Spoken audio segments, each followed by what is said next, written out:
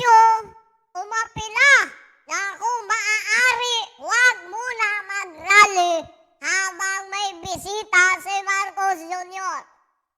Hindi ipinagbabawal ang kilos protesta, pero sana huwag ito sa panahon na may bisita ang gobyerno. Kung maaari, huwag muna mag-rally. Kung maaari, no? Kung maaari. Simula kailan naging pakiusap ang karapatan? Simula kailan naging schedule based ang boses ng mamamayan?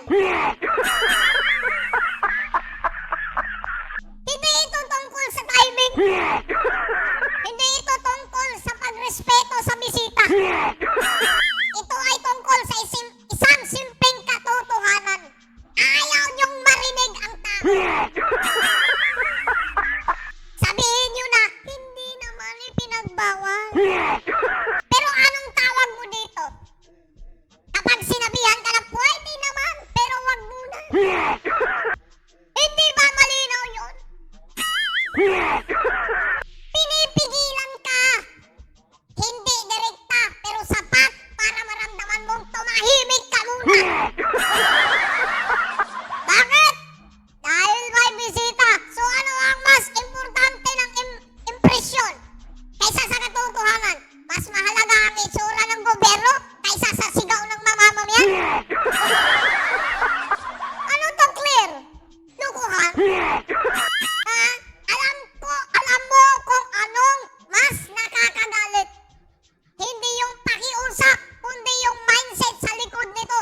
Yung ideya na pwede mong ipaglibat ang hinaing ng tao. Na parang ang problema pwedeng stop. Pwedeng nahuli. Yun yung explanation niya. Pwedeng nahuli, yung nahuli na stop, na prevent.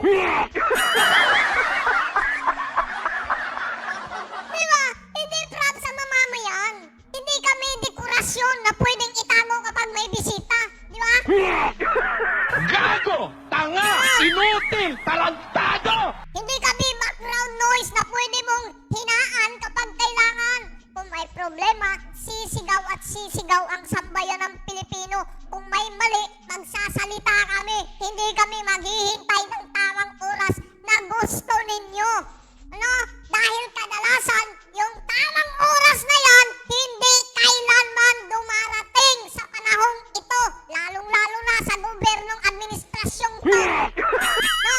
Kung talagang bukas kayo, bakit takot kayo sa rally? Kung talagang matatag ang pamahalaan, bakit kailangan yung kontrolin ang ingay ng sambayan ng Pilipino? Huwag yung baliktarin ang problema. Hindi ang protesta ang problema. Yung gustong patahimikin ang protesta.